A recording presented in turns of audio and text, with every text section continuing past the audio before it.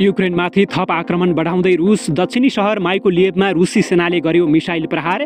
चिनिया विदेश मन्त्री वाङले नेपालसँगै भारतको पनि भ्रमण गर्दै सरकारले भ्रमणमा समेटिने एजेन्डा तयार गर्दै। मध्यरातमा अमेरिकी र चिनिया राष्ट्रपतिबीच भयो टेलिफोन वार्ता। रुसलाई हतियार सहयोग नगर्न बाइडेनको आग्रह। प्रकाश सपुतको पीरले बनायो नयाँ रेकर्ड। एक हप्तामै करोड क्लबमा पुग्ने पहिलो म्युजिक भिडियो बन्यो। उद्घाटन नहुँदा जनकपुर कुर्था रेलवे कम्पनी ऋणमा डुब्यो। भारत र नेपालका प्रधानमन्त्रीलाई रेल उद्घाटन गर्न मिलेन समय। नेपालबाट हराएका 2 मूर्ति बेलायत प्रहरीद्वारा फिर्ता। बेलायत स्थित नेपाली दूतावासले दियो बेलायत प्रहरीलाई धन्यवाद। रुसी आक्रमणमा युक्रेनी सैन्य तालिम केन्द्र ध्वस्त। 100 मानिस भग्नावशेषभित्र थुनिए। रुसमाथि घृणा फैलाउँदै अमेरिकाले रुस टुक्र्याउन खोजेको रुसका पूर्व राष्ट्रपतिको आरोप। रुस बिनाको संसारको परिकल्पना नगर्न अमेरिकालाई चेतावनी। र चिनिया विदेश मन्त्रीको नेपाल भ्रमणका क्रममा BRI बारे व्यापक छलफल हुँदै अमेरिका र भारतको प्रभाव कम गर्न वाङको नेपाल भ्रमण हुन लागेको विज्ञको दाबी। नमस्कार, ग्रेटर नेपाल टिभीले तयार पारेको न्युज अपडेटबाट यहाँलाई हार्दिक स्वागत छ। अब न्युज अपडेट विस्तारमा। रुस युक्रेन युद्धका विषयमा अमेरिका र चीनका राष्ट्रपति बीच कुराकानी भएको छ। अमेरिकी राष्ट्रपति जो बाइडेन र चिनिया समकक्षी सी जिनपिङ बीच गए राति भिडियो कुराकानी भएको हो। अमेरिकी राष्ट्रपतिले चिनिया समकक्षीसँग गरेको संवादलाई अन्तर्राष्ट्रिय वृत्तमा महत्त्वका साथ हेरिएको छ। कुराकानीमा राष्ट्रपति सीले विश्व शान्ति तथा सुरक्षाको विषय सबैको साझा जिम्मेवारी भएको बताउनु भएको छ। जवाफमा अमेरिकी राष्ट्रपति जो बाइडेनले रुसलाई सैन्य सहयोग नगर्न आग्रह गर्नुभएको अन्तर्राष्ट्रिय सञ्चार माध्यमले जनाएका छन्। चीनले अहिलेसम्म रुसले गरेको आक्रमणलाई सैन्य कारबाहीको संज्ञा दिएको छैन। चिनिया राष्ट्रपति सीले रुस युक्रेन युद्ध कुनै एउटा देशको मात्रै चासो, सरकार र चिन्ताको विषय नभएको बताउनु भएको चिनिया समाचार संस्था सिन्हाले जनाएको छ। 2 देश बीचको युद्धलाई सबैले साझा चिन्ताको विषयमा लिनुपर्नेमा बाइडेन र सीको जोड रहेको छ।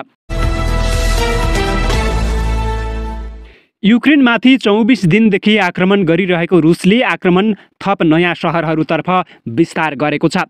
पछिल्लो पटक दक्षिणी सहर माइकोलिएभमा रुसी सेनाले मिसाइल प्रहार गरेको छ। माइकोलिएभको एक आवासीय भवनमा रुसी सेनाले गरेको मिसाइल आक्रमणमा कम्तीमा 45 जनाको मृत्यु भएको छ। त्यस्तै सहरको उत्तरी क्षेत्रमा रहेको सैनिक ब्यारेकमा कम्तीमा 2वटा मिसाइल खसेका छन्। स्थानीय सैनिकलाई प्रशिक्षण दिने यी ब्यारेकमा रुसी सेनाले मिसाइल खसालेको हो। ब्ल्याक सीबाट हुने आक्रमण रोक्न यहाँको सेनाले हरसम्भव प्रयास गरिरहेको थियो।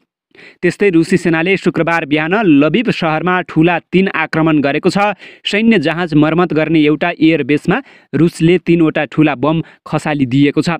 यसैबीच युक्रेन युद्धमा 816 नागरिक मारिएको संयुक्त राष्ट्रसङ्घले बताएको छ। राष्ट्रसङ्घले 17 मार्चसम्म 816 नागरिक मारिएको र 1333 जना घाइते भएको उल्लेख गरेको छ।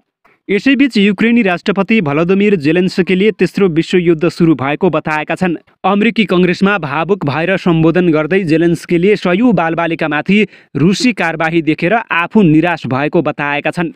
जेलेन्स्कीले भनेका छन् रुसले तेस्रो विश्वयुद्ध सुरु गरेको हुन सक्छ। NBC न्युजसँग कुरा गर्दै जेलेन्स्कीले भने के तेस्रो विश्वयुद्ध सुरु भयो कसैलाई थाहा छैन। उनले 80 वर्ष अघि पनि यस्तै अवस्था भएको उल्लेख गर्दै भने दोस्रो विश्वयुद्ध सुरु हुँदा पनि कसैले यसबारेमा भविष्यवाणी गर्न सकेको थिएन। युक्रेनमा रुसी आक्रमणपछि पटक पटक विश्वयुद्ध 3 जस्ता शब्द सुनिएका छन्। अमेरिकी राष्ट्रपति जो बाइडेन नेटो यो युद्धमा सामेल भयो भने तेस्रो विश्वयुद्ध हुने बताइरहेका छन्।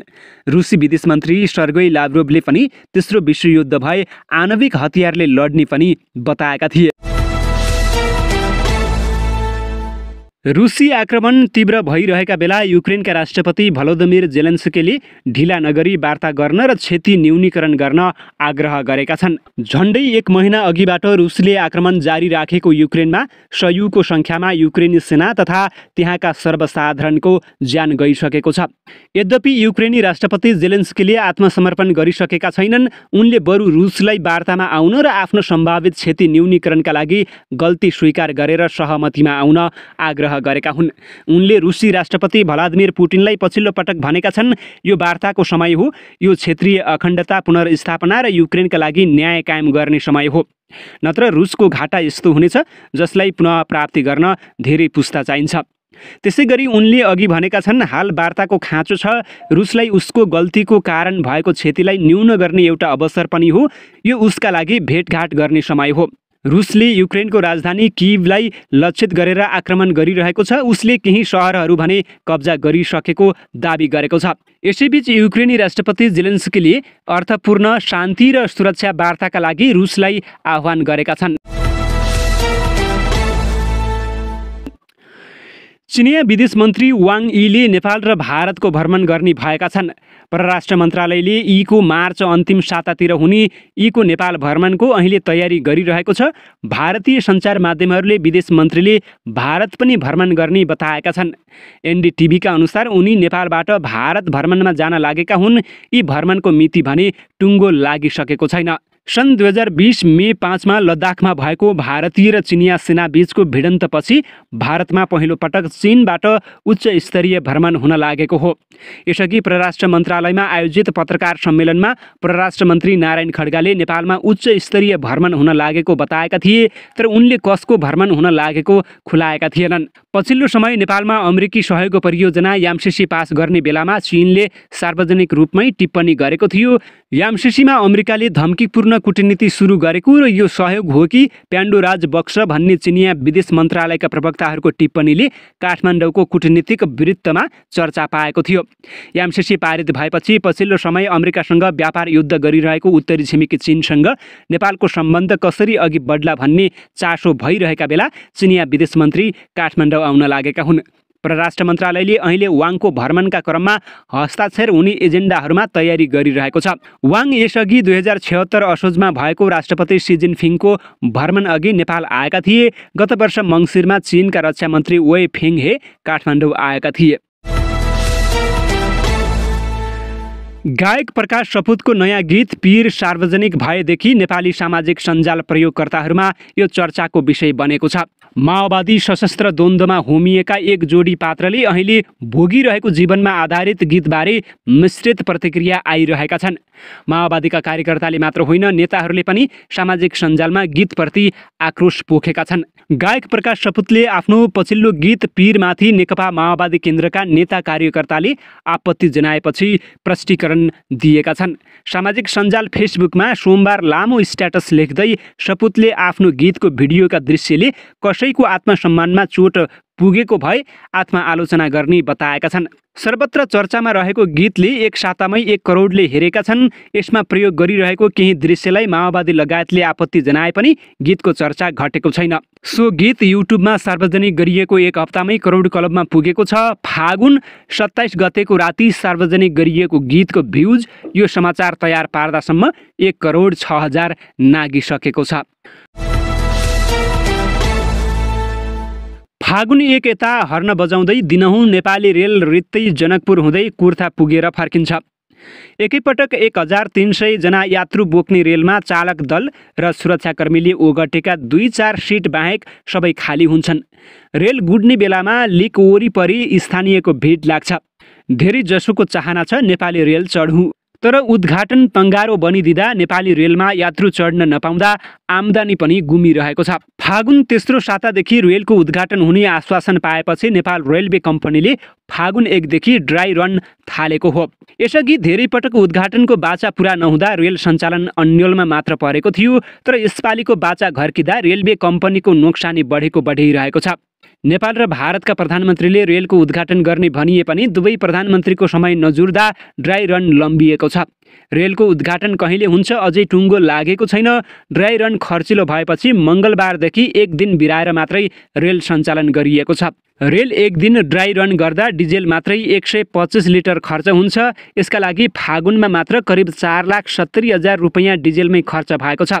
प्राविधिक र कर्मचारीको तलब जोड्दा रेलवे कम्पनीले ड्राई रनमै 60 लाखभन्दा बढी रकम खर्चिएको छ।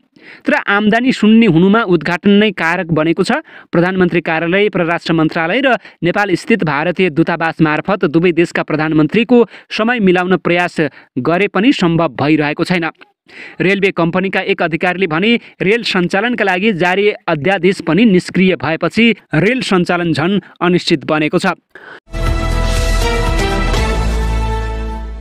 अर्थमन्त्री जनार्दन शर्माले नगद घरमै लुकाएर राख्ने प्रविधिका कारण तरलता अभाव सिर्जना भएको सङ्केत गरेका छन्।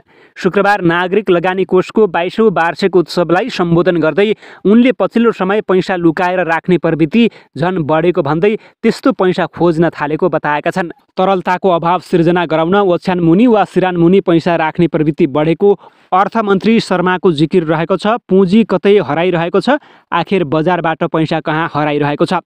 कतै सिरानमुनि र ओछ्यानमुनि त बन्द गरेको छैन भन्ने कुराको खोजीमा लागेको छु उनले भने। हाम्रो पुँजी निष्क्रिय भएर कतै बसिरहेको त छैन, यतातिर पनि हामी सबै नागरिकको ध्यान जानुपर्छ।